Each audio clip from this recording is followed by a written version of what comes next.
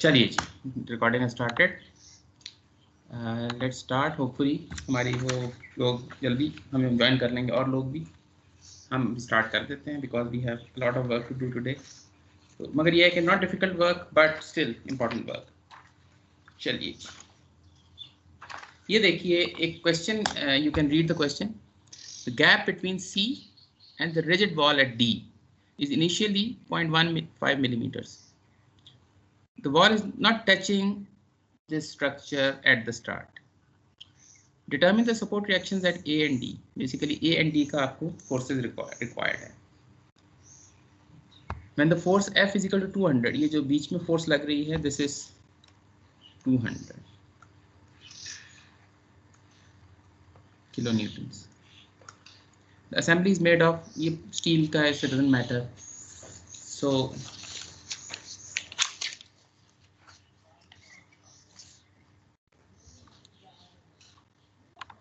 Steel का जिक्र सिर्फ इसलिए आया इधर क्योंकि you have to take this because if it is for example copper और एल्युमिनियम और whatever it is then your material constant will obviously change and everything will change.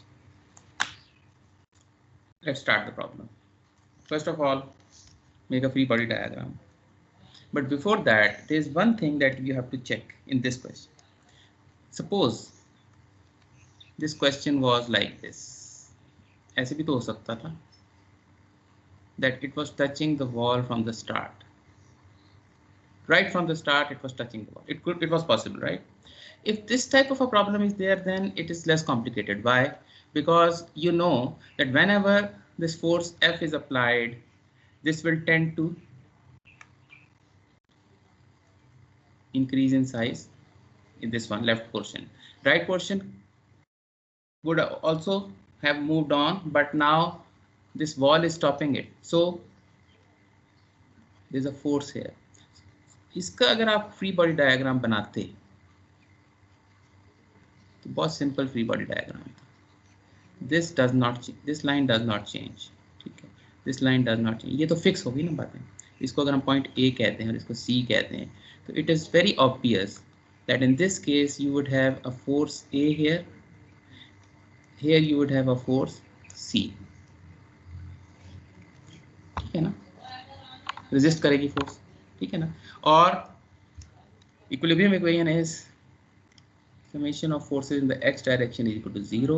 So you would say this F is because 200 kilonewton. We know this F is 200 kilonewton. So you will write minus Fa minus Fc plus 200 into 10 raised to power 3. If you are going to do it in newtons, is equal to 0. ये simple इसकी equation थी, equilibrium equation. ठीक है. यानी in other words, Fa plus Fc is equal to 200 into 10 raised to power 3. This was your equilibrium. Obviously, the next problem is you need to find F and F. ये तो मांगा हुआ है. Support reactions A and D. We are calling it C, but it's the same thing. When it will touch it, C and D are the same. Okay. Now, obviously we need another equation, and that will come from compatibility. We'll do that. But इस सवाल में और इस सवाल में एक difference है. वो ये है कि we still don't know whether this 200 kilonewton force is enough to cause this point C to touch the wall at D. ये भी तो हो सकता है कि ये 0.2, इसमें गैप है 0.15 का. अगर the movement of this point C, if it is less than 0.15, for example, हो सकता है. We don't know yet. In that case, this D wall at D doesn't even exist as far as this problem is concerned. Do you appreciate this point? तो इसलिए इस सवाल में जहां gap वाला सवाल आएंगे, wherever there is a gap, you need to have one more check. Okay? और वो मैं चेक अभी आपको करके दिखाता हूँ. You appreciate the point, right? यानी यहाँ पर हम we are not sure yet कि ये gap is it small enough या इतना बड़ा गैप है कि ये टच नहीं करेगा. ठीक है ना. So first we have to check that. Okay? तो हम चेक कर लेते हैं, कोई इशू नहीं है. You want to find displacement of C with respect to A या A with respect to C. A की बात है. A और C में कितना चेंज आता है, राइट? अच्छा, इसमें दो सेगमेंट्स हैं, सेगमेंट 1 और सेगमेंट 2. ठीक है. अभी फिलहाल ignore the wall for the moment, just ignore the wall. अभी हम थोड़ी देर में सोचते हैं एक वॉल है ही नहीं. ओके. अच्छा, तो अब अगर वॉल ना हो, when you apply this 200 kilonewton force, this segment AB will increase in length, right? And segment BC will have no effect. Do you agree with me? BC तो सारा का सारा rigid body motion के तौर पे आगे चला जाता है, right? It doesn't stretch, it doesn't contract. वो contract तब करेगा ना जब वॉल टच करेगी, जब वॉल टच ही नहीं कर रही तो जितना भी स्ट्रेच आना है वो यहाँ आना है. Can anybody tell me why?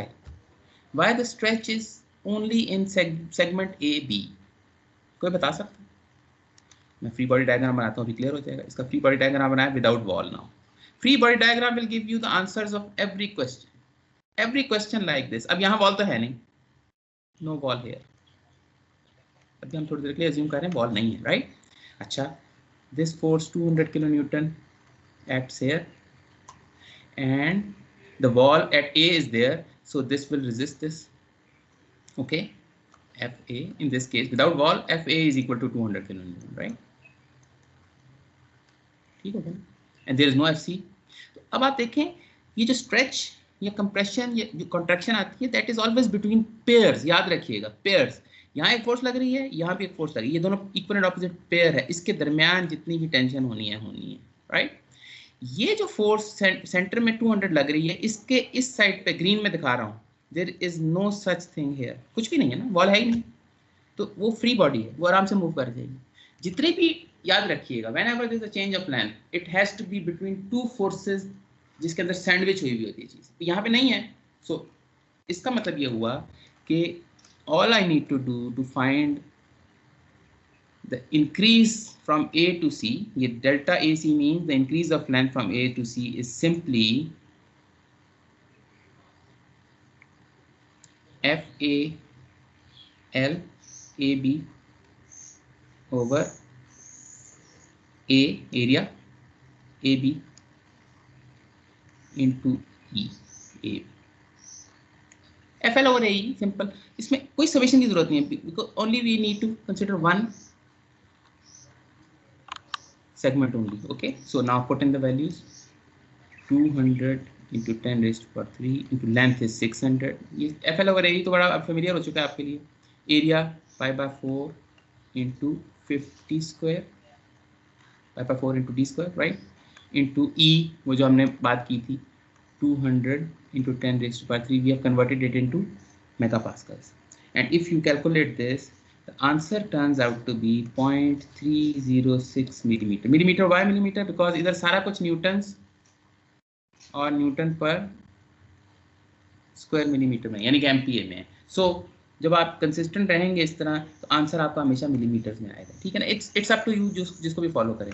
Now 0.306 extension आएगी इसके अंदर, AB के अंदर 0.30. का मतलब है कि BC length will not change, BC will be 600 still.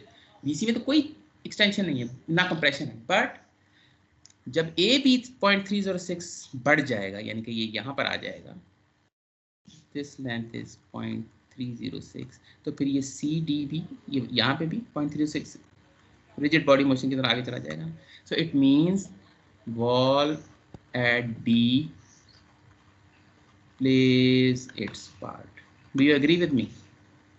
अगर इसका answer, if the answer had turned out to be less than 0.15, then problem is solved. Your answer is, in that case, your answer would be FA, जो हमने अभी मालूम किया है, FA is 200. यही मांगा था वॉल का, लेफ्ट वॉल का. और राइट वॉल का हम कहेंगे right wall applies no force at all because it doesn't even touch it. Okay, the problem would have been solved, but now it hasn't been solved. Now we make another free body diagram considering the fact that it touches the wall when the force is applied. ठीक है ना? अब ये देखिए, ये line उसी तरह आ रही है. अब तो हमें पता है ना, after touch application of force, it touches the wall, right? So in this case, now obviously we'll call it FD. इधर FA तो आएगा ही. फर्क महसूस किया ना आपने? In the first case, it was only FA because there was no wall. We thought there is no wall. You just checked it, although you were proved wrong. But now the wall is there. We have to see the wall. We have to include the wall in our analysis. Okay. तो कर लेते हैं. First of all, equilibrium equation.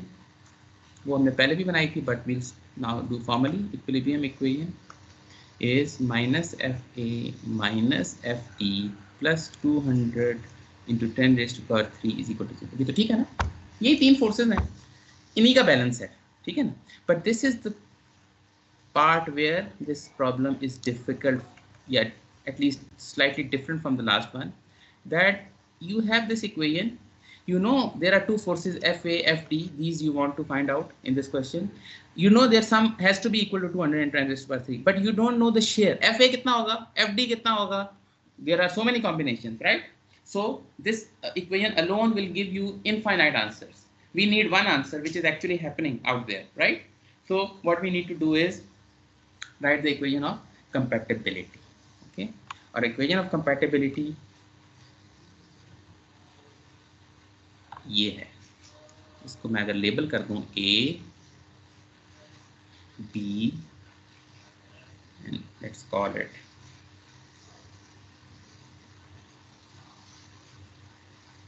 D. Okay.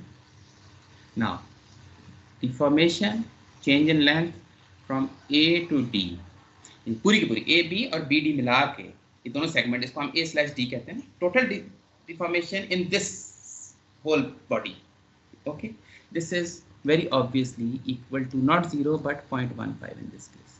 तो आप मानते हैं, क्योंकि अब हमें ये बात पता है कि this 0.1 after 0.15 the wall touches. तो इसका मतलब ये है कि इसमें लेफ्ट वाले में कुछ टेंशन आएगी, इसमें कुछ कंप्रेशन आएगी, बट इस सारा कुछ change in length, in one case positive, in one case negative, सारे का जो सम है वो 0.15 है, 0 नहीं. हाँ, अगर ये गैप ना होता, it was touching the this and C at the start, the wall was touching it, then simply the right hand side would have been 0. But this is the only difference.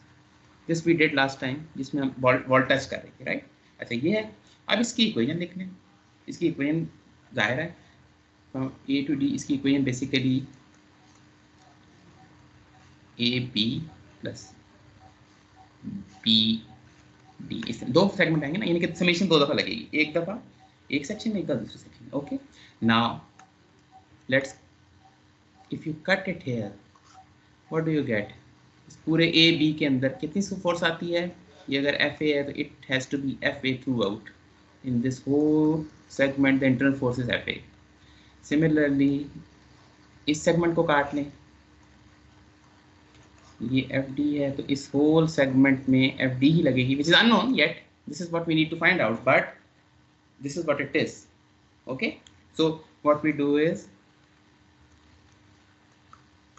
summation of FL over AE, right? or FL over AE. first part AB वाले को ले लें. FA length is 600. ये अगर मैं आपको एक दफा क्वेश्चन दिखा दूं, ये लेंथ याद रखिए, दोनों के 600 हैं, और डायमीटर एक का 50 है, एक का 25 है, याद रखिएगा. Okay, so FL over A याद रखें, 600 over A 5/4 into 50 square into E, steel है, 210 ठीक है. ओके, अच्छा अगला प्लस, लेकिन हमें पता है FB माइनस है, हमें पता है ना, तो हम उसको माइनस FB यहाँ कर देंगे. फिर 600, लेंथ उसकी भी 600 है, 5/4 into 25 square this time into 200 into 10^3. Okay, this, and this turns out to be basically 0.15. ये हम पहले देख चुके हैं. ये अगर वॉल शुरू से टच कर रही होती, लेफ्ट हैंड साइड पे 0 होता. 0 लेफ्ट हैंड साइड का मैं एक एडवांटेज आपको बताऊं क्या होता है. 0 लेफ्ट हैंड साइड का एक एडवांटेज ये होता है, when you have in any equation on one side you have 0, whether it's left hand side or right hand side, then what happens is you can take some things common on the other hand side and then you just remove them. अब जैसे ये 200 इधर और 200 ये same चीज़ थी इधर, ठीक है ना. If this was 0 on the left hand side, तो ये सारा हम बस कैंसिल कर देते, साइड पे ले जाते हैं ना, खत्म हो जाता है. But in this case you cannot do it. Okay, doesn't matter, this is just a minor point, इससे कोई फर्क नहीं पड़ता. Okay? Now you calculate this turns out to be, इसको चेक कीजिएगा please, 1.5 to 8 into 10 raised to power minus 6 FA. FA हमें नहीं पता अभी. Minus, now this turns out to be 6.116 into 10 raised to power minus 6 F. ये B नहीं है, FD है ये. Why did I write B? I have no idea. ये D है ना. इस पूरे सेगमेंट में BD के अंदर थ्रू आउट FD ही एक्ट कर रहा है. वो कितना है हमें नहीं पता. That is what we are after in this question. But ये FD आ गया. Okay, is equal to this is 0.15 और in other words FA is equal to, इसको you get the point, 0.15 plus 6.116 into 10 raised to power minus 6 FD over 1.528 into 10 raised to power minus 6. Now this is your FA in terms of FD. Basically दो equations चाहिए थी ना आपको. दूसरी equation ये है. This did not come from equilibrium. This came from the consideration of motion. ये motion होगा, ये B से आगे जाएगा, D इसको रोकेगा, that kind of. इसका कोई फोर्स से ताल्लुक ऐसा नहीं है. Although ultimately we convert it into force by this formula FL over AE. But why we needed it? Because we needed one more equation. Now we have two equations, two unknowns. ये आपके पास FA और FD की एक equation थी equilibrium वाली. The other equation is this one. Now just put the value of FA into this. This FA value goes here. जी बोलें. Sir ये जो आपने समेशन किया है इसमें FA को आपने पॉजिटिव और FD को जो नेगेटिव किया ये काइंडली समझा दीजिएगा दोबारा. बिल्कुल बिल्कुल देख लें. ये देखें, इसमें कंपैटिबिलिटी में याद रखिएगा आपने फिजिक्स देखनी होती है प्रॉब्लम की.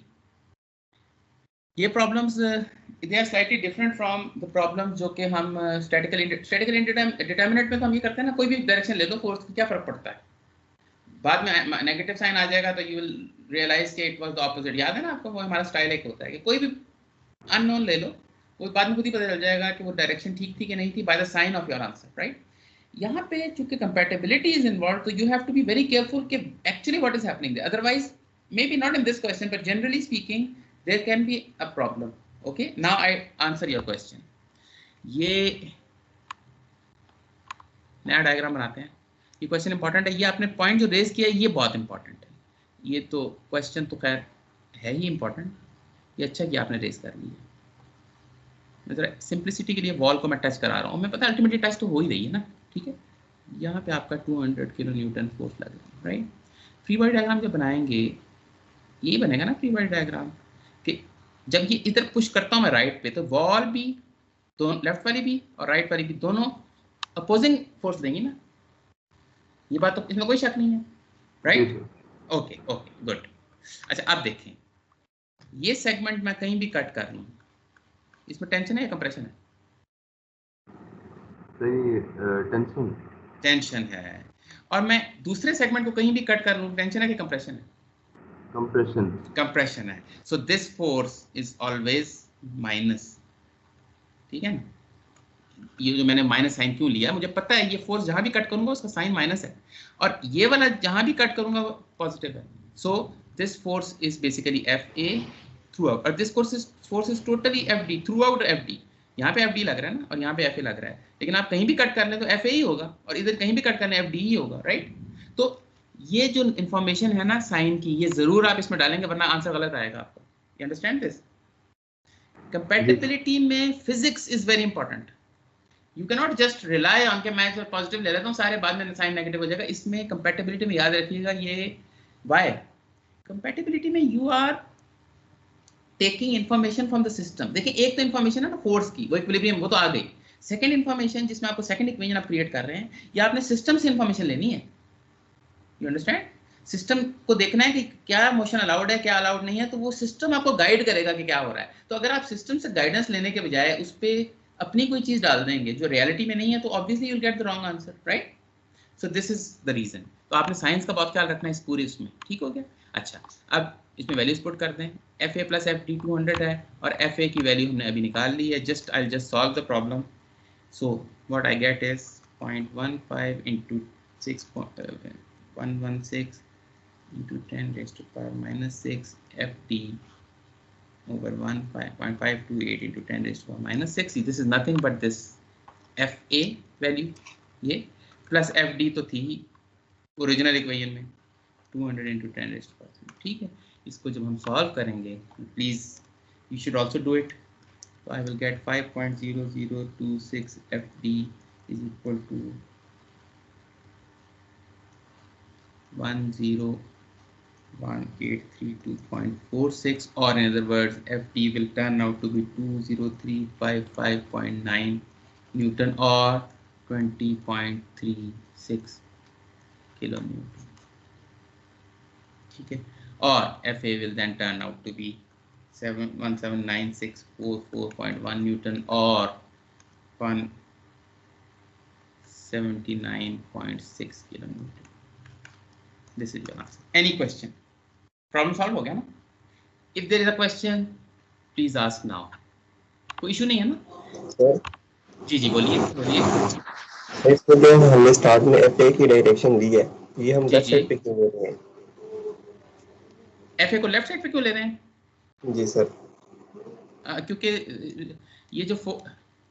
ये फोर्स जो है दिस टेंड्स टू चलिए इसको ऐसे देखें, इसको ऐसे देखा. This is one good thing. थोड़ी देर के लिए सोचें, वॉल नहीं है, दोनों वॉल्स नहीं है, ये फोर्स इधर लग रही है. Where will it move? This whole body will move in toward this side ना. वॉल लेफ्ट वाली और ना राइट, ऐसी है. तो वॉल है, अब वॉल वापस आ गई दोनों. तो वॉल्स क्या करती हैं जो ये मूव नहीं करता? राइट साइड फोर्स लगाती है इस पर. और किस डायरेक्शन में लगाएंगे? अगर वो फोर्स दोनों राइट साइड पे लगाएंगे तो ये तो और ज्यादा मूव करना शुरू कर देगा. इसको रोकने के लिए कहाँ फोर्स लगेगी? ये वॉल भी ऐसे लगाएगी, ये वॉल भी ऐसे लगाएगी. This is the physics. Okay yes sir, thank you. Okay great. चलिए आगे चले. नेक्स्ट क्वेश्चन बहुत मजे का. Application is always very easy. जरा थ्योरी में it is sometimes difficult, not difficult but sometimes people sometimes have a problem कि ये हम सारा कुछ क्यों कर रहे हैं, इस कहाँ अप्लाई होगा, ये वो. तो उसमें कभी कभी डिफिकल्टी होती है, बट एप्लीकेशन में तो नजर आ रहा होता है ना कहाँ अप्लाई होगा. तो इसलिए it's always very good to do problems. But खाली प्रॉब्लम सॉल्व कर सकना कोई अच्छी बात नहीं है. आपको थ्योरी आती होगी तो प्रॉब्लम सॉल्व करें. उसमें ये फायदा होगा कि अगर आपको कभी if you encounter a problem which you have never seen before, तब भी आपको चांस बन जाएगा सॉल्व करने. आपको बेसिक स्ट्रांग होंगी ना तो you will then think of something. But on the other hand अगर आपने खाली प्रॉब्लम सॉल्व किए, कुछ लोग करते हैं, उसमें फिर ये होता है कि बस फिर उस तरह के प्रॉब्लम तो कर लेते हैं, but the moment it becomes slightly different तो फिर वो मसले पैदा होने शुरू हो जाते हैं. ठीक है ना? तो we don't want that. We want people to be able to think from for themselves, खुद सोचें, कर सकें. प्रैक्टिस बहुत इंपॉर्टेंट है obviously. But now let's see this, let's take up this question. ये क्वेश्चन भी बहुत मजेदार है, बहुत आसान क्वेश्चन है. The concrete column is reinforced using 4 steel reinforcing rods, each having a diameter of 18. ये जो diameter है ना हर एक का 18 मिलीमीटर.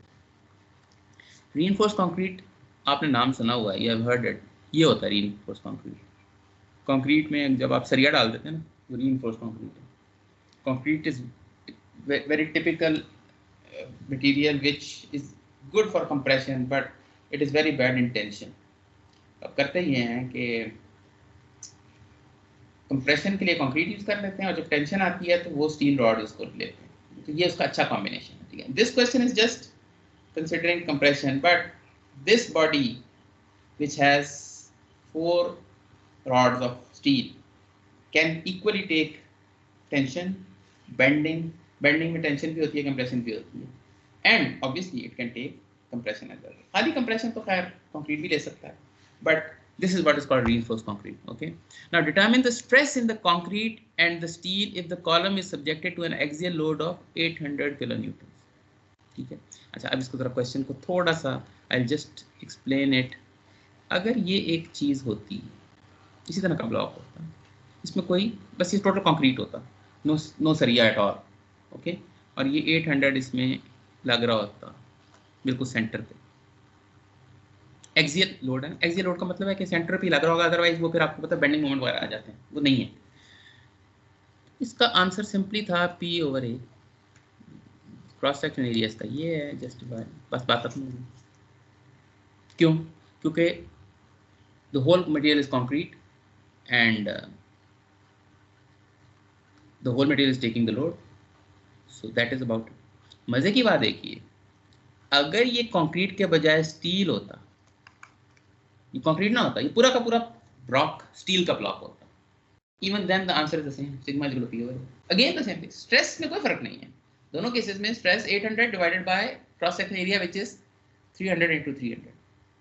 आंसर कंक्रीट का भी और स्टील का भी स्ट्रेस का आंसर सेम ही होता. Now what is the problem? Now it is not the case. ये जो मैंने अभी बताया ऐसी बात अब नहीं है.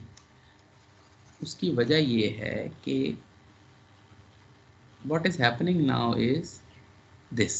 अब मैं जरा थोड़ा सा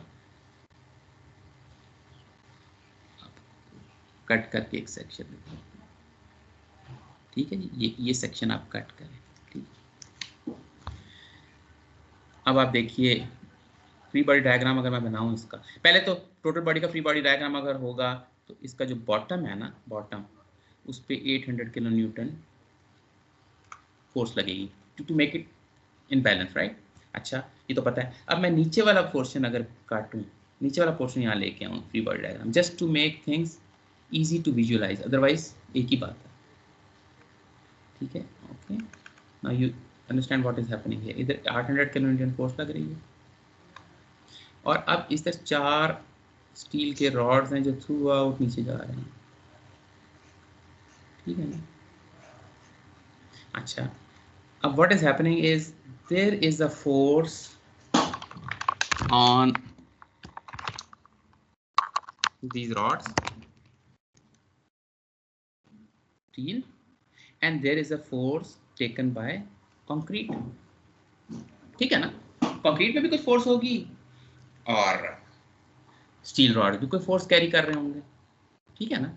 ये अब दो चीजें आ गई ना. पहले the scenario that we imagined, total concrete है तो उसमें तो 800 है तो उसमें टोटल 800 होता. अगर टोटल स्टील होता 800 है, स्टील में 800 होता थ्रू आउट. अब दो मटेरियल्स इन्वॉल्व है, राइट.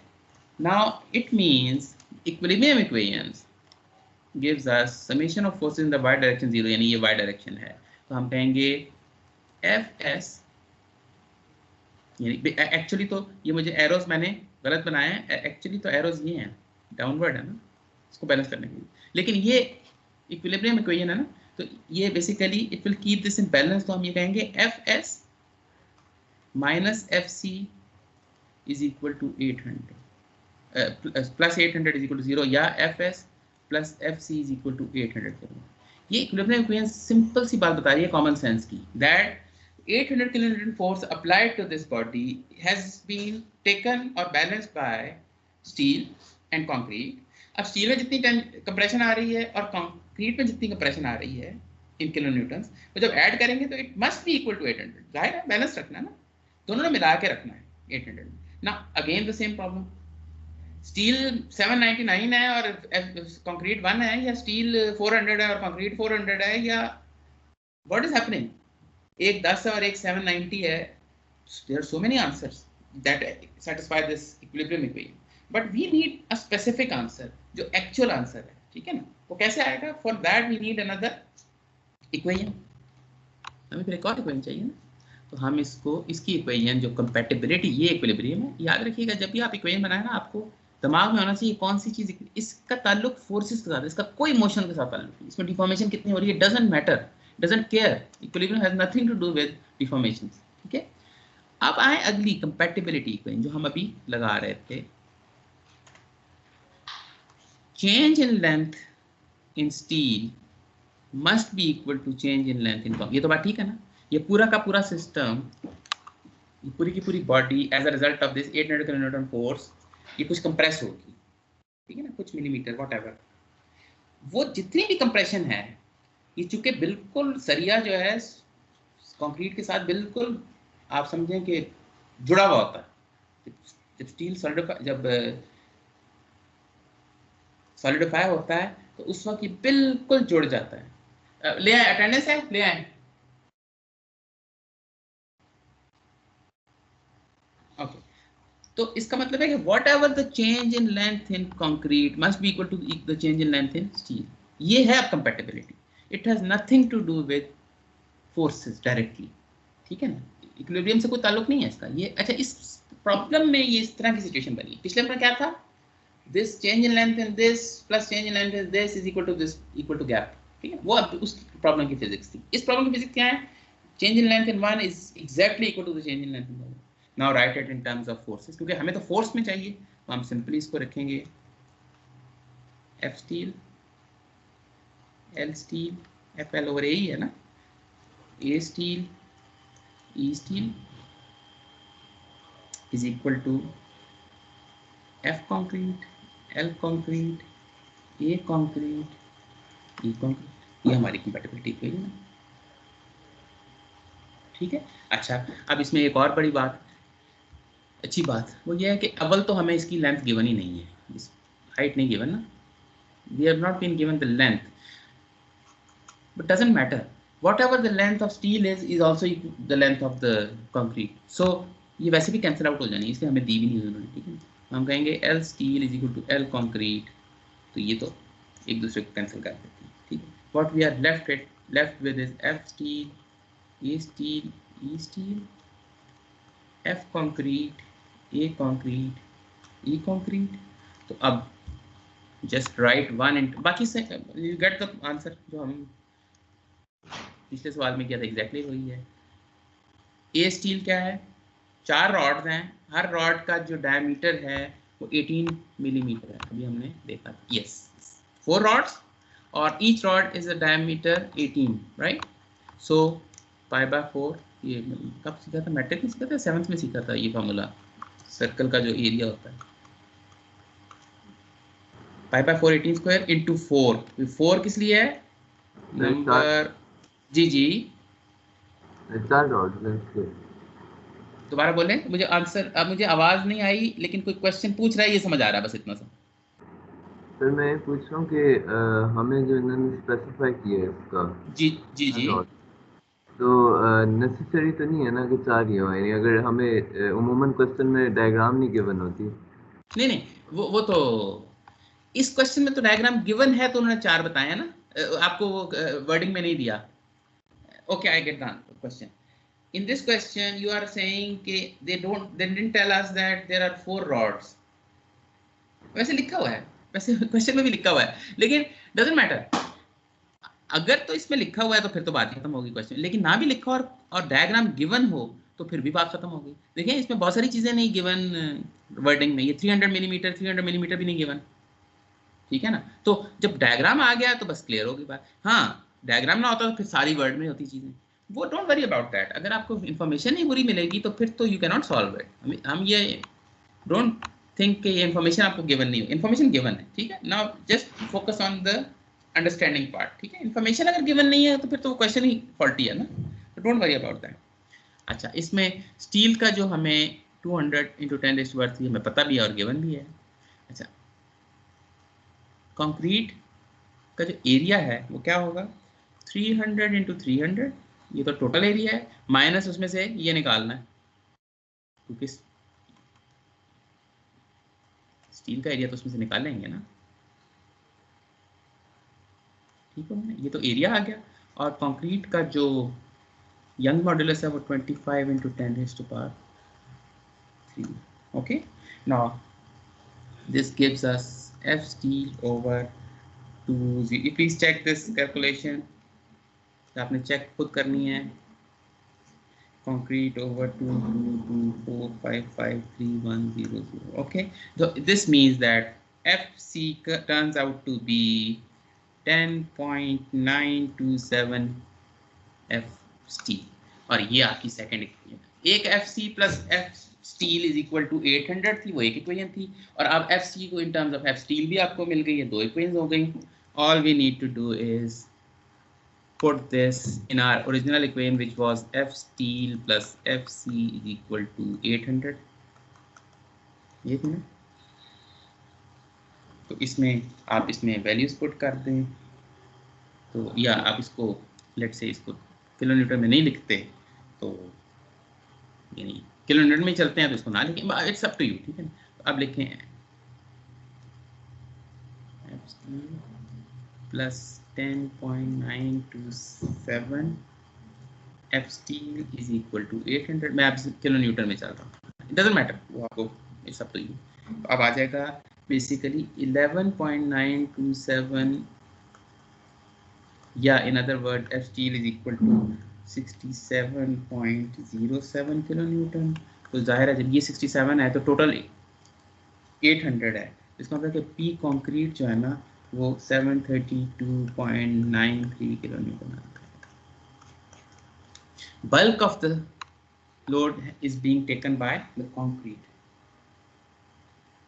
ठीक है, तो इससे आपको एक और बात पता चलेगी कि ये कंक्रीट जो है ना ये कंप्रेशन के लिए, तो अगर आप स्टील ना भी करते, स्टील का खास रोल नहीं है इसमें है, बट स्टील का असल में रोल होता है क्रैक्स को प्रोपेगेट नहीं होने देता। कंक्रीट में क्रैक्स बहुत आ जाते हैं, क्रैक्स लेकिन आते हैं टेंशन में, कंप्रेशन में कभी क्रैक नहीं आएंगे, क्रैक होंगे भी तो वो बल्कि बंद हो जाएंगे, टेंशन से क्रैक्स आते हैं। तो टेंशन में जब क्रैक्स को रोकने के लिए steel does not allow even concrete to develop cracks, और होते भी हैं तो वो उनको स्मज करता है। ठीक है ना, तो इसमें बड़ी लंबी साइंस है कि वो रीइंफोर्स कंक्रीट को इस तरह भी करते हैं कि स्टील की ऐसी प्रोसेसिंग कर देते हैं कि steel is always in tension from the start even before the load is applied, and concrete is always in compression from the start, इसको प्री कंप्रेशन कहते हैं। तो ये खैर लंबी बहस है। Any question regarding this? इसमें एक चीज जो अप्रिशिएट आपको करनी चाहिए सब लोगों को, वो ये है कि how similar these questions are, all of these questions, these questions are similar in that equilibrium equation will give you some information obviously, इसको हम equilibrium को बगैर भी solve नहीं कर सकते obviously, but only equilibrium equation won't give you the answer, you need some more information, that information does not come from consideration of forces, that information comes from what is happening on the क्या चीज motion possible है, मैं यहाँ से कहाँ तक जा सकता हूँ, आगे ब्लॉक है, डिस्टेंस कितना, ये चीजें इसको काइनेमेटिक्स या कंपैटिबिलिटी कहते हैं। One information comes from this side, the other information comes from equilibrium, और इस केस में क्यों हमें एक एक्स्ट्रा इक्वेशन चाहिए, क्योंकि unknowns are two and equation of equilibrium is one, तो one एक का डेफिसिट है, so you need one। आगे चल के एक क्वेश्चन एक दो आएंगे जिसमें unknowns are 3 and you have one equation of equilibrium only, then you will need two compatibility because ultimately the number of unknowns must match the number of equations। ठीक है ना, तो अगर equilibrium आपको equation नहीं देगा तो you will have to find out some other way to bring in that information। okay, now the rest is very simple। हमें stress चाहिए ना, हमें इसके forces, पिछले क्वेश्चन में खाली forces चाहिए थी, but you could easily apply P over A to get the stress also in that question, but इस question में तो हमें चाहिए ही stress, तो मालूम कर लेते हैं। Stress in steel is F in steel over area steel, यानी कि 67 × 10⁻3, अब मैंने यहाँ न्यूटन में कन्वर्ट कर दिया है क्योंकि अब मैं MPS की तरफ जा रहा हूँ। 5/4 × 18² × 4, ये 4 को नहीं भूलना आपने, ये 4 एक कंक्रीट रॉड नहीं लग रहा, एक स्टील रॉड नहीं है, तो अगर आप 4 नहीं लगाएंगे तो सारा गड़बड़ हो जाएगा। तो ये आंसर आ जाएगा 65.82 मेगापास्कल। कंक्रीट में जो सिग्मा है F concrete over A concrete 732.93 × 10⁻³ या 733 कर दें इसको, डजंट मैटर। और यहाँ पे इसका एरिया 3 वही 300 × 300 माइनस 5/4 × 18² × 4, ये this is total area, right. You have to subtract the area of steel from this, ये 8.24 एम्पियर। अच्छा, अब आप देखें यहाँ पे रिवर्स होगी सिचुएशन, ये भी आहिस्ता आहिस्ता आपकी इनसाइट बढ़ेगी when you will use these calculations. Bulk of the force is taken by concrete, right, but stress in steel is much higher than the stress in concrete, as it should be. Steel is a much stronger material, you should, if you are smart, you will apply, you'll design it so that steel is much more stressed than concrete। otherwise होगा ये कि आपको concrete को अगर आप ज़्यादा stress कर देंगे तो वो कंक्रीट जल्दी फेल हो जाता है। तो स्टील की तो कोई कंपैरिजन ही नहीं है स्ट्रेंथ का कंक्रीट में और स्टील में, so you should utilise the strength of steel. ये बिल्कुल ऐसे ही होना चाहिए। यानी इसको कैसे चेंज कर सकते हैं, how can I increase the stresses in steel, तो सोचिएगा, ठीक है। कुछ नंबर्स में चेंज करूंगा तो हो, ये जरा और कीजिएगा क्या करेंगे तो क्या होगा, ठीक है। But doesn't matter, that is not part of this question, but you get my point. Okay, now take up one more question. ये बड़ा मजेदार क्वेश्चन है सारे।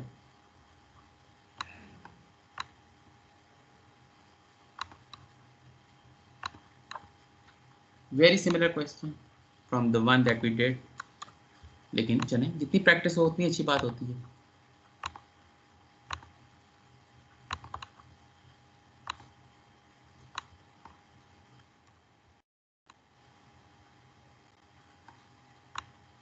कोई क्वेश्चन इसके ऊपर वाले क्वेश्चन के बारे में, कोई क्वेश्चन है तो पूछिए। Any other problem regarding statically indeterminate problem? Can you at seeing the problem first hand, can you decide if a certain problem is statically determinate or indeterminate? क्या चीज होती है जिससे पता चलता है ये determinate है indeterminate है, क्या है? Any idea? Number of unknown forces और इक्विलिब्रियम इक्वेशंस से फौरन देखेंगे कितनी इक्वेशन मिल रही हैं हमें। बिल्कुल बिल्कुल बिल्कुल। इसमें दो तीन मैं आपको बता देता हूँ, दो तीन चीज़ों पर गौर किया करें। बिल्कुल असल तो आपका आंसर है वही है, जो आपने आंसर दिया वही है। मैथमेटिक्स विल डिसाइड आपके पास अननोन कितने और इक्वेशन कितनी बने। इक्वेशन कम है तो then it's a statically indeterminate. अच्छा, इक्वेशन कम कब होती है? ये my next question would be, when is the case that equation कम हो जाती है और अननोन ज़्यादा हो जाती है? तो वो आमतौर पर ना सपोर्ट या सपोर्ट एक्स्ट्रा आ जाती है। जैसे अभी ये सवाल स्टैटिकली डिटरमिनेट है क्योंकि इसमें सपोर्ट एक ही है, इसमें ये वॉल लगा दी है, डिटरमिनेट हो गया, एक एक्स्ट्रा सपोर्ट आ गई ना। सो जनरली क्या ये अभी आपने नोट किया मटेरियल दो आ जाए। अब मैं ये नहीं कह रहा हमेशा मटेरियल दो आए तो ऐसे होता है ऑब्वियसली, बट अब जैसे अभी दो मटेरियल आए तो उसमें आपने देखा स्टील भी है और वो भी है, तो अब स्टील कितना कैरी कर रहा है फोर्स और कॉन्क्रीट कितना, ये मसला आ गया ना। अगर खाली स्टील होता हमें पता सारा का सारा स्टील ही कैरी कर रहा है, अगर खाली कॉन्क्रीट होता वी वुड हैव नोन के the whole load is taken by the concrete, but when is a combination, अब वो कौन ले रहा है, कितना पोर्शन कौन ले रहा है, ये प्रॉब्लम आ गया ना। तो ये जब भी दो दो मटेरियल इकट्ठे आते हैं जरा गौर किया करें, जहाँ एक्स्ट्रा आपको लगे कि ये जरूरत से ज़्यादा इसमें सपोर्ट है, एक्स्ट्रा सपोर्ट की बात कर रहा हूँ। देखें ये जो क्वेश्चन मैं फिर बनाऊंगा, you can not say about this wall कि इट इज एक्स्ट्रा वॉल, इसको भी हटा दें तो ये गिर पड़ेगा नीचे, ठीक है ना।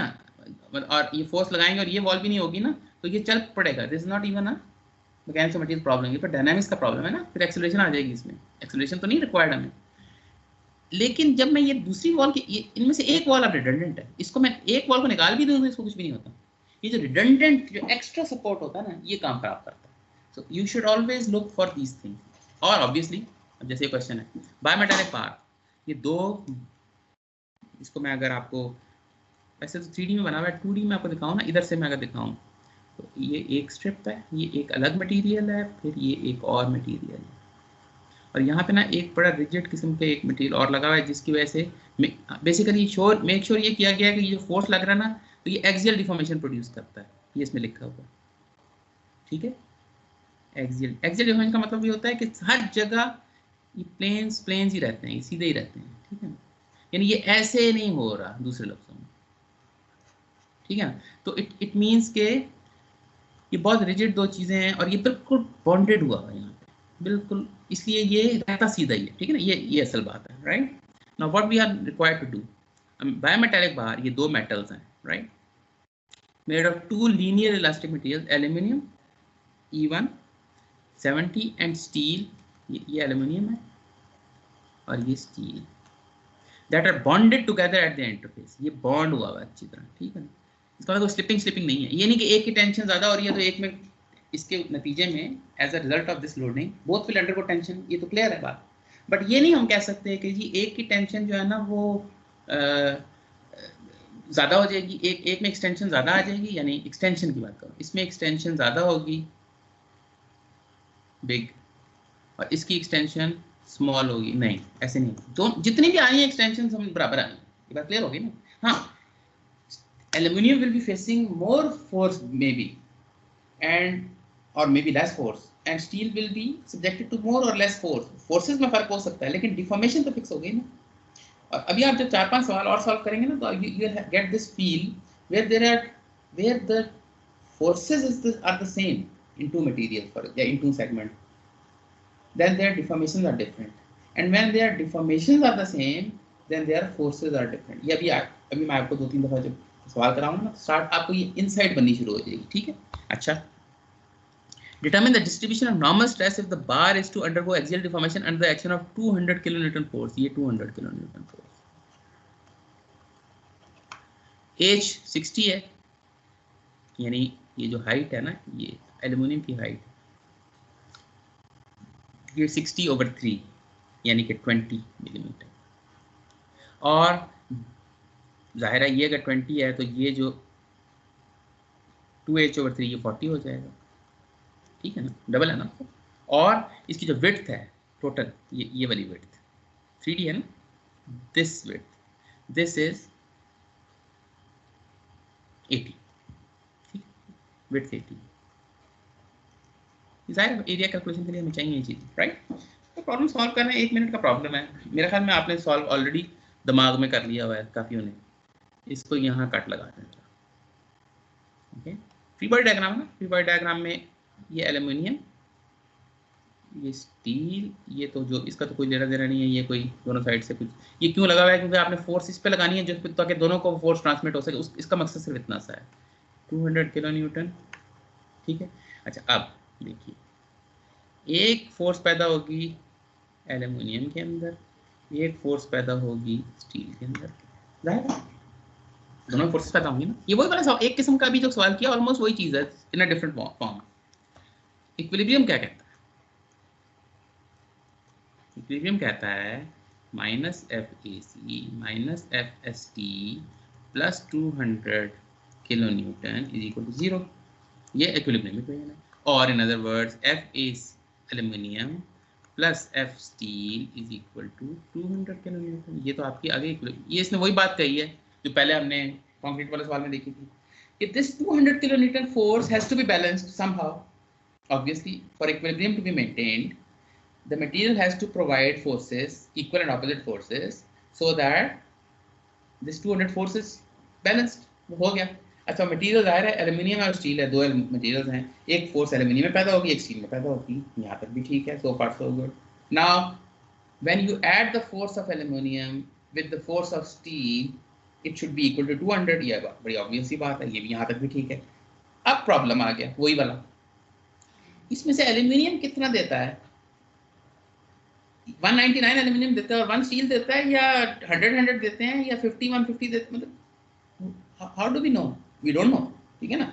This is the problem. So this is what makes it a statically indeterminate problem, okay.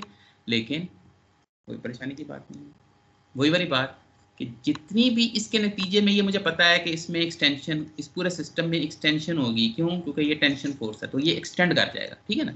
लेकिन एक बात हमें पता है, ये एक्सियल लोडिंग है, एक्सियल लोडिंग का मतलब है सारे सेक्शंस रिमेन प्लेन, तो ये जितनी एक्सटेंशन स्टील में आनी है उतनी ही एक्सटेंशन एल्यूमिनियम में भी आनी है। तो कंपैटिबिलिटी, ये हमें प्रॉब्लम की फिजिक्स, प्रॉब्लम की कंस्ट्रेंट्स, प्रॉब्लम की जो ज्योमेट्री है वो ये बताएगी, इसका फोर्स से कोई ताल्लुक नहीं है, ओके।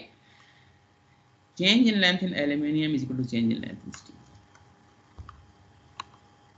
ठीक है ना। चेंज इन लेंथ का फॉर्मूला आपको बहुत अच्छी तरह पता है,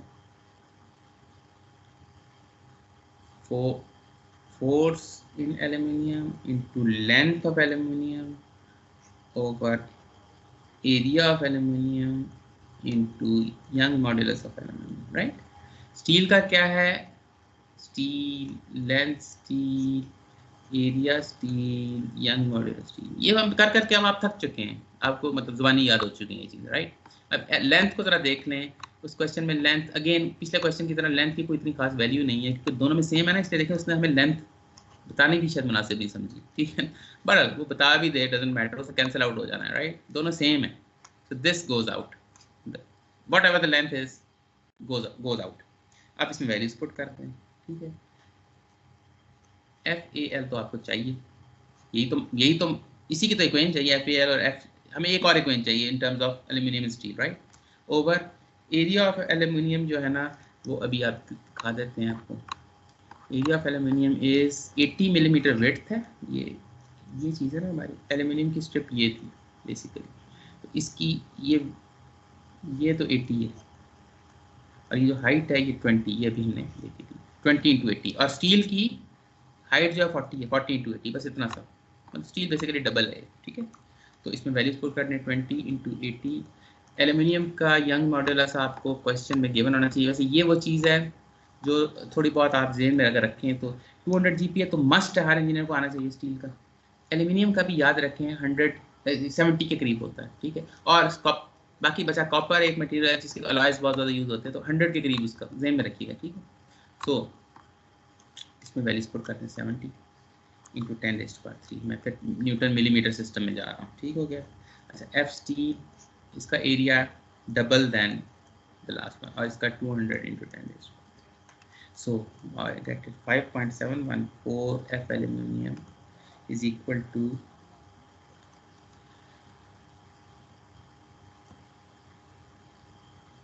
let me calculate it.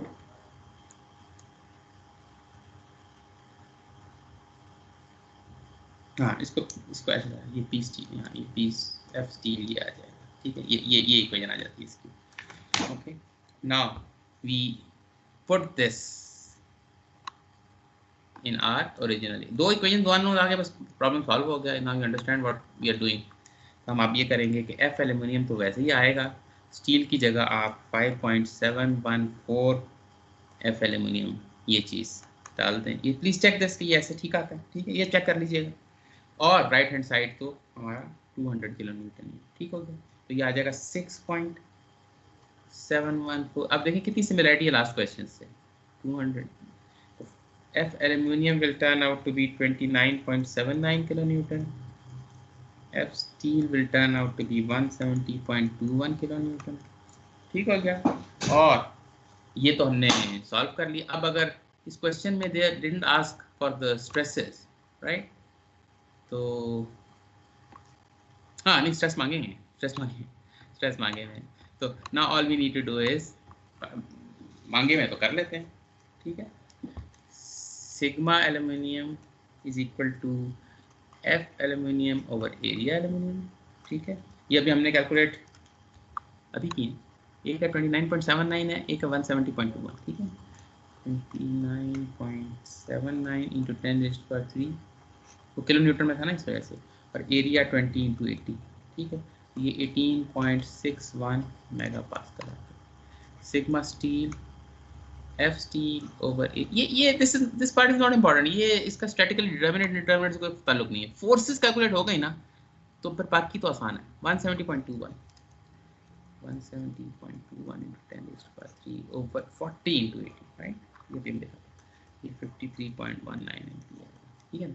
अब इधर भी देखें, smart, this is how it should be. Steel is much stronger than aluminium, right. Steel ज़्यादा स्ट्रेस्ड होना चाहिए। ये अगर कम स्ट्रेस्ड है तो बड़ा गंदा डिज़ाइन किसने किया है, ठीक है। बहरहाल ये एक अलग इशू है, ऐसा ऐसा ये आपको इंसाइट पैदा होगी इन चीज़ों की कि अच्छा डिज़ाइन बुरा डिज़ाइन क्या होता है। But for the moment you should be able to solve these question. पहला स्टेप तो ये है, बार बार करेंगे देन यू विल फाइंड कि अब आपको काफ़ी एक्सपर्टीज पैदा हो रही है, ठीक हो गया। Any question? ओके ग्रेट, अगला क्वेश्चन देख लेते हैं। आज क्लास कितने बजे तक है हमारी? नए टाइमिंग्स मुझे भूल जाते हैं, न्यू टाइमिंग्स। 10:10 तक। 10:10 तक जी। ओके ओके ओके, कोई बात नहीं, हमारे पास हम अच्छा जा रहे हैं। इंशाल्लाह ये वाला क्वेश्चन भी कर लेंगे और फिर हम स्टार्ट समथिंग एल्स। इंट्रोडक्शन ही होगा अगली समथिंग एल्स का तो, लेकिन ये है कि बस ये इतनी प्रैक्टिस इसकी काफ़ी है। ऑल्दो प्रैक्टिस तो there is never enough, practice जितनी मर्जी करें, बट एक मिनिमम चीज़ होती है ना। फिर बाकी तो आपको इंशाल्लाह प्रॉब्लम शीट्स वगैरह देंगे तो फिर आप वो कीजिएगा। बट दे वेरी सिमिलर, आपको खुद ही अंदाजा हो गया ना कि क्या, what are you looking for. You are looking for some kind of peculiarity of motion. एक खास आपने पैटर्न ढूंढना है डिफॉर्मेशन का, वो हर जगह होता है कहीं ना, मतलब otherwise statically independent problem solve ही नहीं होगा। जो मैं बात कर रहा हूँ वो ये है कि अगर if you can not come up with you can not figure out an equation which gives you the pattern of deformation of any question, then what will happen is, by definition, these are problems in which your equilibrium equations don't give you complete, they give you information obviously, but they don't give you complete information. तो अब complete information अगर नहीं मिली तो फिर क्या करेंगे? Stop हो जाएंगे, हाथ खड़े कर देंगे। वो हम नहीं करते, नौजवान जो है वो कभी हार नहीं मानता, ठीक है ना। इस वजह से, और एक और बात है ना, रियल वर्ल्ड में तो ये थोड़ी सी मैं अब वो बात कर रहा हूँ यूनिवर्सिटी लाइफ की। In real world there are problems जिनका आंसर नहीं होते कई दफ़ा, तो फिर then you have to make do, जो भी करें, जैसे भी करें, गुजारा करें। बट एग्जाम और यूनिवर्सिटी लाइफ, खासतौर पे इनिशियल यूनिवर्सिटी लाइफ में तो हम आपको ऐसे सवाल देंगे ना जो सॉल्वेबल होंगे. So if apparently it can not be solve then there is something there. तो सोचें थोड़ा सा, तो कहीं ना कहीं कुछ ना कुछ होगा. जब एग्जाम में सवाल आया हुआ है तो इसका मतलब इसमें कुछ ना कुछ है ना कंपैटिबिलिटी, वो मिल जाएगी आपको. ठीक है, चलिए ये अगला सवाल करते हैं. 3 सस्पेंडर बार्स. अब ये बिल्कुल डिफरेंट आ गई ना. अभी तक ये आपने कंपैटिबिलिटी इसकी नहीं देखी. वो वॉल आ रही है, वो ठीक है, दो चीजें हैं वो जुड़ी हुई हैं, तो दोनों में एक जितना वो भी ठीक है. ठीक है, अब ये कंप्लीटली डिफरेंट एक चीज आ गई. डजंट मैटर, इसमें भी कंपैटिबिलिटी है. 3 सस्पेंडर बार्स. अच्छा, इस तरह का सवाल हमने स्टैटिकली डिटरमिनेंट में किया था, याद करें. उसमें भी सिमिलर ट्रायंगल वगैरह यूज किया था ना. इधर भी कंपैटिबिलिटी, आंसर इज कि कंपैटिबिलिटी सिमिलर ट्रायंगल्स में मिलेगी आपको. जरा गौर कीजिएगा. 3 suspender bars are made of whatever steel with what इस ये जो है ना, इसका जो ताल्लुक है ना वो बेसिकली इसके साथ है. ये ना भी गिवन होता, जब आपको स्टील बता दिया, doesn't matter what grade it is, वो 200 GPa है. ठीक है. Equal cross section areas of 450. इन सब के जो एरियाज हैं ये अच्छा कर दिया इन्होंने, हमें हमारा काम एक आसान कर दिया कम से कम के. All of these have areas 450 square metre. Now, determine the average normal stress in each bar if the rigid beam is subjected to the loading. Rigid beam, rigid, ये rigid बता दो. Rigid का मतलब ये है कि ये टेढ़ा मेढ़ा नहीं होगा, ये it will remain straight. It will remain straight का मतलब है कि फिर इससे कुछ नतीजे निकलते हैं जो कि हम इंशाल्लाह निकाल लेंगे. ठीक हो गया. चलिए, let's solve this problem. इसको जब फोर्स अप्लाई होगी ये 80 पर, ये देखें, थोड़े देख ले जरा मेरे साथ चलें. Just imagine that this 50 kilonewton force on the left is the same and this one, for the sake of argument, this is also 50.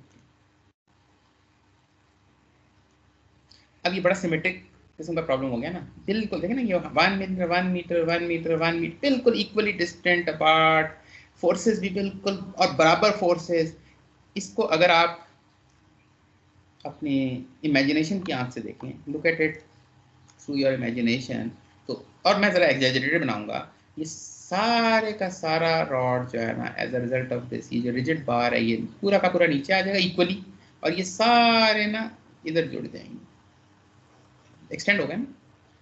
और ये डिस्टेंस वुड बी सेम, मतलब through out constant. Do you agree with me? अगर ऐसे होता, ठीक है ना, ऐसे है नहीं, अगर होता तो उसकी भी कंपैटिबिलिटी आपके पास थी. ठीक है, यानी उसकी कंपैटिबिलिटी क्या होती. अब इसमें मेरा एक क्वेश्चन है, वो ये कि change in length of FC would then be equal to change in length of BE, या EB कह दें, चलो एक ही बात है वैसे, is equal to change in length of BA. ये उस सूरत में ये हमें नहीं पता, we still don't know कि what this change in length is, we don't know about that, वो आगे चलेंगे. बट ये पता है कि अगर सिमेट्रिक सिस्टम है, फोर्सेस भी बिल्कुल बराबर लग रही हैं और एक ही डिस्टेंस पे लग रही है, ये भी नहीं है कि एक्सेंट्रिक है कि एक चीज जो है वो 1 मीटर पे है, दूसरी चीज जो है वो 5 मीटर पे लग रही है, फिर तो टेढ़ा हो जाएगा ना. If that was the case तो ये कंपैटिबिलिटी ही तो है. ठीक है, लेकिन इस केस में ऐसे नहीं है. इस केस में ऑब्वियसली मैं अब जरा वापस आपको ले जाता हूँ, लेकिन मैं सिर्फ आपको मैंने एक और सवाल का एक फ्लेवर भी दे दिया कि अगले किसी जगह पे आपको इस तरह का सवाल आ जाए जिसमें तो फिर कंपैटिबिलिटी कैसे लगाएंगे. आज मैं आपको जरा मुश्किल वाली लगा के दिखाता हूँ, ये तो आसान वाली थी ना. तो अब थोड़ी देर के लिए ये अब रियल क्वेश्चन पर. ठीक है, okay, you appreciate this point. अब जरा आए, पहला काम हमेशा इक्विलिब्रियम से होता है. Always start with equilibrium. Forces in the Y direction, this is your y axis, is basically this is your y axis. तो इसको ऐसे काट लें तो हमारा फ्री बॉडी डायग्राम क्या बनेगा. फ्री बॉडी डायग्राम बनाने से कभी आपने डरना नहीं है. ठीक है ना. तो ये तो whatever this is then you have 50 kilonewton, then you have 80 kilonewton, here you have FAD, here you have FBE, here you have FCF. ये आपका यहाँ पे कट लगा है, it should be in balance. तो इक्विलिब्रियम इक्वेशन क्या कहती है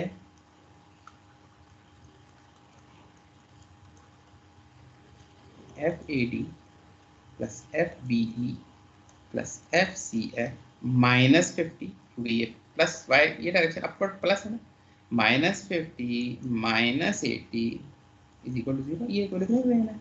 और in other words FAD plus FBE plus FCF is equal to 130 kilometre. ये तो एक इक्वेशन है, ठीक हो गया। अच्छा, हमारे पास 3 अननोन है, याद रखिए। वन अल्टीमेटली हमें स्ट्रेस चाहिए ना, स्ट्रेस तो सिंपली इसका stress is nothing but FAD over AAD। A हमें पता है, गिवन है, F निकल आएगा तो स्ट्रेस भी निकल आएगा। इसी तरह सिमिलरली BE और C, हमें 3 फोर्सेस चाहिए, ये 1 2 3, तो प्रॉब्लम सॉल्व है हमारा। लेकिन अभी तो हमारे पास सिर्फ एक इक्वेशन आई है, तो can there be another equation? Think, मतलब बिफोर गोइंग टू कंपैटिबिलिटी, क्या इक्विलिब्रियम की एक और इक्वेशन नहीं बना सकते हम? बना सकते हैं। मोमेंट इक्वेशन बन जाएगी, राइट? इक्विलिब्रियम याद रखें, इक्विलिब्रियम में मोमेंट भी होता है। अभी तक तो इसलिए नहीं आ रहा था ना मोमेंट, क्योंकि वो एक एक रॉड था, वो बीच में सेंटर में फोर्स लगी होती तो मोमेंट नहीं बन रहे थे, ठीक है ना। इसमें तो मोमेंट है ना। For example summation of moment about point D is equal to, इस पॉइंट पे ले लेते हैं मोमेंट, ठीक है। तो ये AD तो निकल जाएगी, ठीक है। तो ये फोर्स आएगी, तो इसको हम कह देते हैं -50 into 1, this is perpendicular, why minus clockwise, anti clockwise को हम इसको पॉजिटिव कह रहे हैं, ठीक है ना। अच्छा, फिर प्लस ये अब FBE, this multiply by this distance, यानी कि प्लस FBE इंटू 2, ठीक है ना। फिर minus because of this 80, minus 80 clockwise है इंटू 3, फिर plus this one FCF into 4, 1 2 3 4, ठीक है ना। 4 इज इक्वल टू, ये आपका मोमेंट इक्वेशन आ गई about point D। So just calculate it, 2FBE plus 4FCF is equal to 290 kilo newton. बाकी ये चीज़ें उस तरफ ले जाएं, 240 प्लस 50 290, ठीक हो गया। तो अब यू हैव दिस इक्वेशन के भाई एक इक्वेशन ये भी आ गई। अब फॉर एग्जांपल मैं FBE को इन टर्म्स ऑफ FCF लिख सकता हूँ ना। तो मैं अगर FBE की equation in terms of FCF इसमें पुट कर दूं तो मेरे पास 2 अननोन रह जाएंगे बस, लेकिन FAD तो फिर भी है ना, और FBE भी होगा। सो एक और इक्वेशन चाहिए, we have 2 equations of equilibrium, 3 unknowns. So क्या करें? कुछ भी ना करें, कोई इशू नहीं है, हम इसको कंपैटिबिलिटी से बनाएंगे, ठीक है ना। Compatibility is there. अभी मैंने आपको थोड़ा सा हिंट दिया था कि अगर ये इक्वल डिफॉर्मेशन होती, यानी कि सिमेट्रिक सिस्टम होता, तो फिर क्या कंपैटिबिलिटी होती? तीनों की डिफॉर्मेशन बराबर है, ये भी एक कंपैटिबिलिटी है। ये उसी तरह कंपैटिबिलिटी जिस तरह पिछला बायोमेटालिक स्ट्रिप था कि दोनों की डिफॉर्मेशन बराबर है। इस केस में बराबर नहीं है, but there is a relationship, right. मैं पहले आपको जरा एक फिगर दिखा देता हूँ, थोड़ा सा सिर्फ समझाने के लिए, क्योंकि just to save time, otherwise मैं खुद करूँगा इंशाल्लाह, ठीक है। Want to much of power point type stuff, but still थोड़ा सा टाइम बच जाता है इन चीज़ों से। I will make it my self.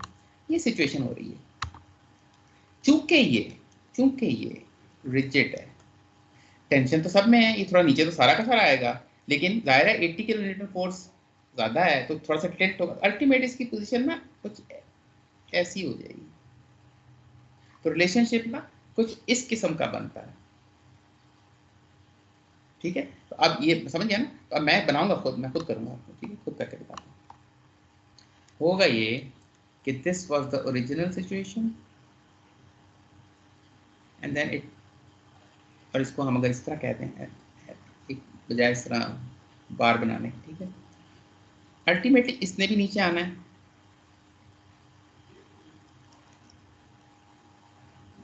यहाँ पर अगर मैं एक ओरिजिनल डायग्राम भी ले आऊँ तो ज़्यादा अच्छा रहेगा। फिर ज़्यादा क्लियर नजर आएगा। ये बल्कि इसी पे बनाते हैं। AD will extend somewhat. This will also extend, but it will extend more, क्योंकि हमें पता है कि ये इस तरफ ज़्यादा फोर्स है ना, और this will extend even more, ठीक है ना। तो ये बेसिकली, और ये स्ट्रेट लाइन क्यों है? Why do I know कि मैंने को ये तो पता है तीनों ने मुख्तलिफ एक्सटेंड होना है। Why do I know कि this is a linear relationship? Because this is rigid. ये ऐसे नहीं हो सकता या ऐसे भी नहीं हो सकता, ठीक है ना। ये इसने स्ट्रेट रहना तो फिर जाहिर है ये रिलेशनशिप बनेगी, ठीक है। अच्छा, इसको अगर ऐसे करें तो then we can convert it into two form. ये हमने लास्ट टाइम भी इस तरह की बात की थी, ठीक है। ये इसको कह दें डी, ठीक है, इसको कह दें ई, और इस सारे को कह दें एफ, ठीक। ये टोटल, ठीक है, ठीक हो गया। अच्छा, अब याद करें, सिमिलर ट्रायंगल मैं बनाना चाहता हूँ तो मुझे तो बेसिकली ये ट्रायंगल बस चाहिए ना, मुझे I don't need D basically, ठीक है ना। What I can write this is like is ये वाला portion, only this portion is nothing but change in length at point E minus D. D तो कॉमन है ना तीनों में। अच्छा, और दिस पोर्शन, ये वाला पोर्शन, सिर्फ ये वाला पोर्शन इज नथिंग बट, मैंने डी को निकाल ही दिया बीच में से, राइट। याद करें कि हमने वो स्टैटिकली डिटर्मिनेट प्रॉब्लम में भी इस तरह का एक सवाल किया था जिसमें ये वाला लीनियर ट्रायंगल, ये जो सिमिलर ट्रायंगल वाला पार्ट सेम था, ठीक है। अच्छा, this length is 2 1 + 1, this length is also 2 1 + 1, ठीक हो गया। तो अब आपका बड़ा क्लियर होगी सिमिलर ट्रायंगल क्या कहता है?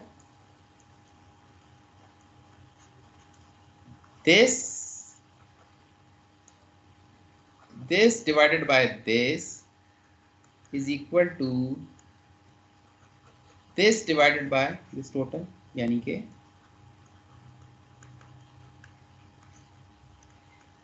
ये कंपैटिबिलिटी। और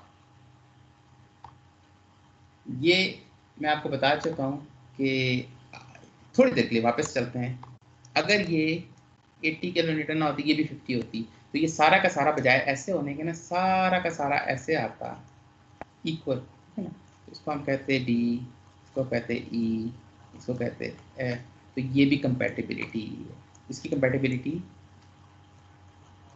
ये होती है, बहुत सिंपल होती है, उसमें तो इक्वल है ना, बट इसमें थोड़ी सी कॉम्प्लिकेटेड है, बट डजंट मैटर, हमें तो इक्वेशन चाहिए ना। तो क्या मसला है, प्रॉब्लम सॉल्व। तीसरी इक्वेशन आ गई आपके पास ऑलरेडी, ये 0.5 ये आएगा, change in length at point E minus 0.5 this is equal to ये 0.25 है, सिर्फ इसको फ्रैक्शन में कन्वर्ट कर रहा हूँ, माइनस 0.25। इसको अगर दोबारा रीअरेंज करके लिखते हैं, 0.5 इज इक्वल टू प्लस 0.25 ये, या दूसरे लफ्जों में this is equal to 1/2 plus 1/, ये आपके पास तीसरी, यानी इस फॉर्म में तो खैर तीसरी नहीं है, but when I put in what is change in length in at point E, ये मुझे दोबारा आपको दिखा देता हूँ।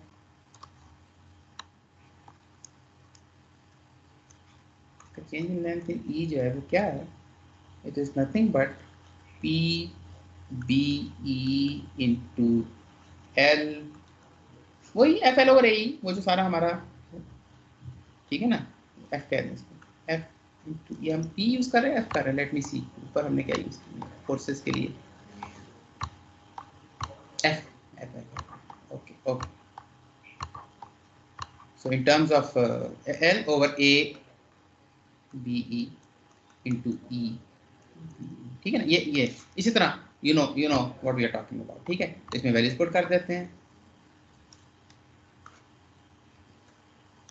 F B E into length, इसकी लेंथ तो सबकी 2 है, 2 ओवर ए टू 450 हमें सबका बता दिया उन्होंने एरिया, और स्टील है तो 200 इंटू 10⁻² इज इक्वल टू 1/2। अब ये ले लें एफ, ये क्या है एफ, यानी कि F C F into again 2 length सबकी 2 है, 450 एरिया सबका है, सबका मटेरियल स्टील है, doesn't matter, doesn't change anything. अच्छा प्लस फिर 1/2 डी एफ ए डी, फिर 2 length over area into Young modulus. ठीक हो गया। तो इसमें आप नोट करें कि ये 2 2 2 कॉमन है, 200 200 200 कॉमन है, 450 450 450 कॉमन है। ठीक है ना। तो what we get is F B E is equal to F C F over 2 plus F A D over 2, right. ठीक हो गया ना। या 2FBE is equal to FCF plus FAD। ठीक हो गया ना। ये हमारे पास ये एक और इक्वेशन है, हमारे पास 3 इक्वेशन होंगी, 2 हमारे पास आई थी उधर से इक्विलिब्रियम से, और थर्ड वन फ्रॉम कंपैटिबिलिटी। ठीक है ना। तो अब इसमें just put in the values. वो जो मैं आपको फिर रिमाइंड करा दूं मेरे पास कौन कौन सी इक्वेशन है, मैं ज़रा फिर आपको लिख के बता देता हूँ। एक इक्वेशन आप याद करें ऊपर से, F A D plus F D E plus F C F is equal to 130 kilo. ये summation of forces in the Y direction ये वाली थी, इज इक्वल, ठीक है ना, ये यहाँ से आई थी। फिर एक इक्वेशन आपने लिखी थी 2FBE plus 4FCF is equal to 290 kilo newton. ये आई थी summation of forces moments at point D is equal to 0 आपने। ये 2 इक्वेशन आपने बनाई थी बिफोर कंपैटिबिलिटी, राइट। मैं आपको दिखा भी देता हूँ ताकि कुछ ये ना आपको लगे कि ये कहाँ से आ गई। ऑरेंज में please look out for orange, this is one equation, this was for summation of forces, and then you had this moment, ये 2 इक्वेशन, और तीसरी इक्वेशन आपने अभी बिल्कुल अभी बनाई है, थर्ड इक्वेशन जो अभी ये कंपैटिबिलिटी। सर सवाल है। जी जी बोलें जी। सर ये सिमिलर ट्रायंगल्स में हमने वो डिफरेंस लेके क्यों किया है? वो वरना ट्रायंगल नहीं बनता ना। हाँ बिल्कुल बिल्कुल ठीक, वरना ट्रायंगल ही नहीं है। डिफरेंस से पहले पता है क्या फिगर बनता है, वो ये बनता है। Good question. डिफरेंस से पहले ये फिगर, यानी यहाँ ये डी है, ये और ये ई है और ये एफ है, ये ट्रायंगल है ही नहीं ना। सिमिलर ट्रायंगल में तो ट्रायंगल चाहिए ना आपको। हमने ये ट्रायंगल लिया, ये वाला ट्रायंगल, उसमें से फिर ये निकालना पड़ेगा ना जो कॉमन है इसमें, यानी बेसिकली डेल्टा डी जो है ना कॉमन है तीनों में। डेल्टा डी तीनों में से निकाल दें तो यहाँ पे 0 बच जाएगा, जो कि बचना, ये पॉइंट 0 हो जाएगा, ये माइनस डी और ये जो है एफ माइनस। समझ गए ना। ट्रायंगल चाहिए ना हमें इस तरह का फिगर, इस तरह के फिगर से कुछ भी नहीं। क्लियर हो गया ना। Okay good great. चल अब हम बस okay you are welcome. Sir दूसरा सवाल। जी जी पूछिए। सर ये जो हमने कंपैटिबिलिटी इक्वेशन निकाली, इसके अंदर हमने बीई वाली रॉड को दोनों के सम के इक्वल रखा है, ऐसा क्यों किया? यानी जैसे हम पहले कह रहे थे कि change in length in one, एक चीज़ के अंदर एक चीज़ की लेंथ की चेंज दूसरे ऑब्जेक्ट की लेंथ की चेंज के इक्वल है, या कम हो रहा है तो दूसरी भी कम हो रही है वगैरह। जैसे जो हमने ऐसी कोई चीज़ नहीं रखी, हमने कोई इम्पोज नहीं किया। हमने इम्पोज सिर्फ ये किया है कि ये जो ट्रायंगल है ना, सिमिलर ट्रायंगल, हमने ये इम्पोज किया। ये तो फिजिक्स, ये तो सामने प्रॉब्लम की ज्योमेट्री से आ रहा है ना, ये कि ये। हाँ जी सर ये तो ठीक हो गया। नहीं आप कौन से, आप जो कह रहे हैं मैं डबल रखा है किसी चीज़ को, वो कहीं पे नहीं, मैंने कहीं पे किसी चीज़ को भी डबल नहीं रखा। कहाँ, कौन सी इक्वेशन? सर ये राइट साइड पे जो है, थोड़ी राइट साइड पे करें बोर्ड। ओके ओके, ये तो खैर वो दूसरा क्वेश्चन है ना, ये तो ये जो नीचे थोड़ा नीचे सर, ये ये जो FLA ओवर जो हम इससे अच्छा निकाल अच्छा, रहे हैं। ये एफ नहीं नहीं, ये एफ एल ओवर ए ई है। ये 2 जो है ना, ये लेंथ है। हाँ जी, नहीं नहीं ये तो ठीक है। मैं ये ओके, कह रहा हूँ कि इसको हमने इक्वल रखा है, जो आगे दो फैक्टर्स आ रहे हैं ना हाफ हाफ में। हाँ नहीं नहीं, वो उधर से आया है, वो इधर से ही आया है, वो इधर वो मेरी पसंद से नहीं, ये सिमिलर ट्रायंगल से ओ ये चीज अच्छा, आपने ठीक है, यहाँ से हमने खुद ही उसी बनाई। को put कर दी, हाँ, ठीक है। सिंप्लीफाई किया, ये मैंने कहीं से, हाँ समझ गया ना, ये इसी की सिंप्लीफिकेशन जी है। सर, ठीक है सर। ठीक हो गया, ओके ग्रेट ग्रेट। चलिए, अच्छा ये हो गया, और फाइनली ये जो अभी ये भी मैं यहाँ लिख देता हूँ जस्ट टू कंप्लीट ये तीसरी इक्वेशन जो है ना हमारी, ये ब्लू में लिखते हैं, ये कंपैटिबिलिटी है। अब मेरे पास एक सिचुएशन ऐसी आ गई है जिसमें अब मैं इसको सॉल्व कर सकता हूँ, ठीक है, यानी अब इसको बड़े आराम से सॉल्व किया जाए। फॉर एग्जांपल एफ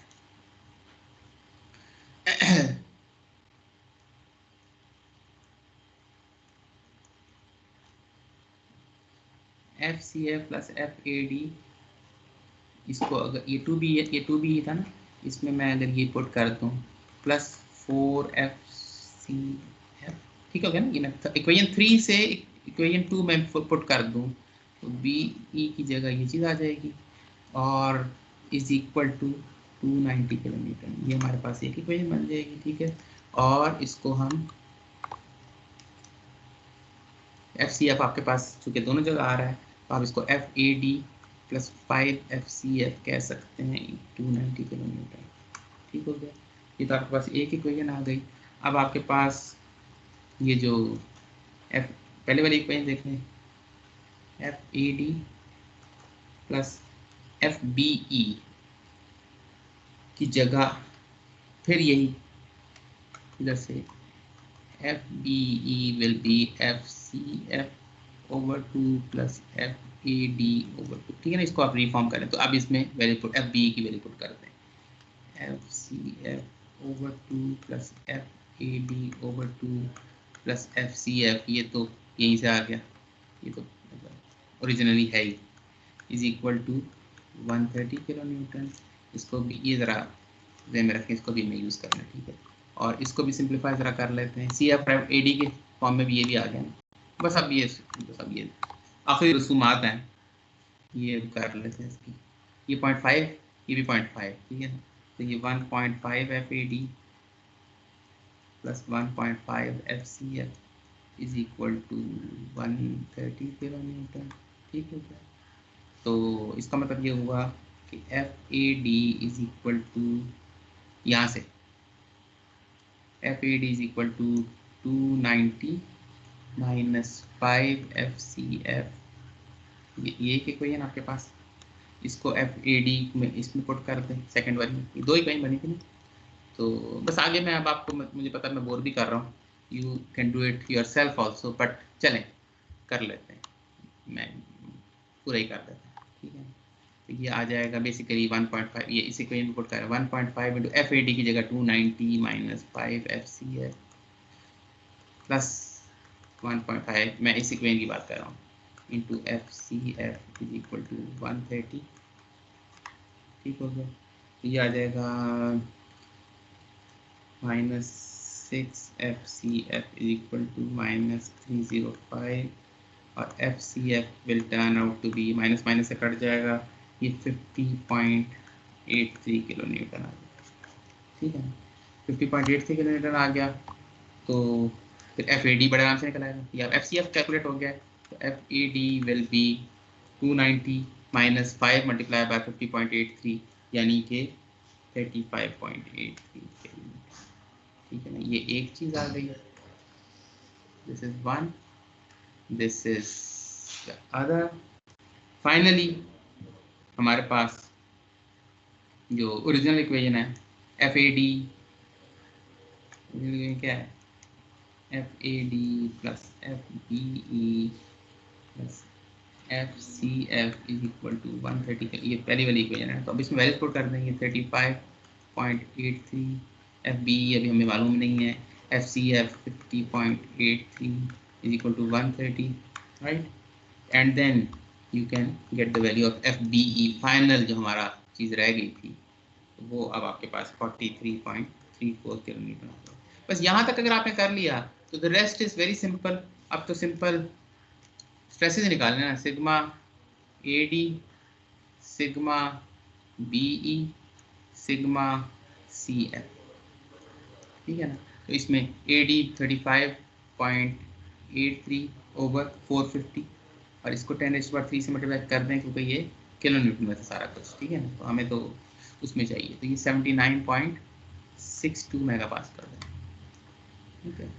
अच्छा, दूसरा जो BE होगा वो 43.34 इंटू 10⁻³ डिवाइड बाय 450, ये आपके पास आ जाएगा 96.3। ये प्लीज चेक कीजिएगा कैलकुलेशन, ये कैलकुलेशंस की करेक्टनेस और कितने डेसिमल प्लेसेस तक, ये इतनी कोई बड़ी बात नहीं है, although if you are careful in your calculations you will get right answers, but असल चीज़ है अंडरस्टैंडिंग कि हम कर क्या रहे हैं, ठीक है, वो ज़्यादा इंपॉर्टेंट है, बाहर नंबर्स भी इंपॉर्टेंट होते हैं किसी हद तक। 112.96, इसको प्लीज आपने चेक करना है, दिस इज योर आंसर। अच्छा, final thing, if this was a system जिसमें सिमेट्री होती, दोनों तरफ 50-50 लग रहा होता, बिल्कुल बराबर बराबर होता सारा कुछ, तो आप अगर नोट करें कि सारे के सारे रॉड का एरिया सेम है, सबका मटेरियल भी सेम है, लोडिंग भी सब पे सेम ही होती, लोडिंग कैसे सेम होती, बराबर, चले ये छोड़े इसको, I may be in some quiz और somewhere I will give you that question, ठीक है, या खुद भी घर जाके आप कर सकते हैं। इस दोनों को 80-80 करके देखें क्या आंसर आता है, इस दोनों को 50-50 करके देखें तो क्या आंसर आता है, जरा चेक कीजिएगा, ठीक है। अच्छा, आज मैंने अगला सुपरपोजिशन वाला करवाना था, जो स्टैटिकली इंडिटरमिनेट का भी एक पार्ट और रहता है, but will do it next time, कोई मसला नहीं है, हमने यहाँ तक कर लिया है। आपको इंशाल्लाह जल्दी अगले वीक में एक प्रॉब्लम शीट मिल जाएगी, that won't be an assignment this time, but वो आपकी प्रैक्टिस के लिए होगी, ठीक है। Any question? जी जी, सर मोमेंट्स की तरह वो दिखाई दे इक्वेशन में। ओके ओके, अभी दिखाते हैं वो जो moment about point D. Yes sir. Sir मैंने ये पूछना है कि हम मोमेंट अबाउट पॉइंट डी के बजाय ई या एफ पे ले सकते हैं क्या, कंसीडरिंग कि बिल्कुल ले वो सकते नीचे की हैं, तरफ शिफ्ट होता है। आप जहां मर्जी ले लें, लेकिन एक बात का ख्याल ये है मोमेंट, अच्छा एक बस मैं उस वक्त बोलना चाहता था, लेकिन चले अच्छा कि अब आपने, मैं भूल गया, मोमेंट की इक्वेशन तो कहीं पे भी ले सकते हैं, डी पे मैंने ले ली, कहीं पे भी ले लें आप, इनसाइड द बॉडी और outside the body. For example मैं ऐसी एक आर्बिट्री पॉइंट यहाँ रख लूँ, यहाँ से 3 मीटर अवे, ये मेरी मर्जी है, मैं इस पे भी मोमेंट ले सकता हूँ, ठीक है, कोई मसला नहीं। बट एक चीज़ का इंपॉर्टेंट ख्याल रखें, अगर किसी के दिमाग में ये बात आ रही है ना कि यार इसमें मसला क्या है, एक इक्वेशन और चाहिए ना, तो एक का हम इक्वेशन बना लेते हैं मोमेंट अबाउट पॉइंट डी, और एक इक्वेशन बना लेते हैं मोमेंट अबाउट पॉइंट ई से। किसी के दिमाग में ये सवाल तो नहीं आया अभी तक? यस सर, यही सवाल था। ये सवाल था, तो मेरा क्वेश्चन ये है कि आप एक्स्ट्रा इंफॉर्मेशन नहीं निकाल सकते मोमेंट इक्वेशन से, मोमेंट इक्वेशन एक ही दफ़ा यूज़ होगी, पॉइंट डी पे ले लें या पॉइंट ई पे ले लें या पॉइंट एफ पे ले लें, इन्फॉर्मेशन आपको एक ही मिलेगी, वरना तो मसला ही सॉल्व हो जाता, वरना तो हम एक मोमेंट इक्वेशन को 10 जगह लगा के 10 इक्वेशन बना लेते, 10 इक्वेशन बनती नहीं है, वो सारी एक ही इक्वेशन होती है, तो चेक कीजिएगा next time, try to solve this problem without compatibility करके देखें। Next moment about point E ले लें, अगर आपका ख्याल है तो यू विल रियलाइज कि नहीं होगा, moment equation gives you just one equation, okay, it doesn't matter where you take it, वो कोई भी जगह ले लें वो ठीक है इक्वेशन आएगी, लेकिन दूसरी जगह लेंगे तो वो उसी इक्वेशन का एक और फॉर्म होगा, वो उसी से निकल आएगी।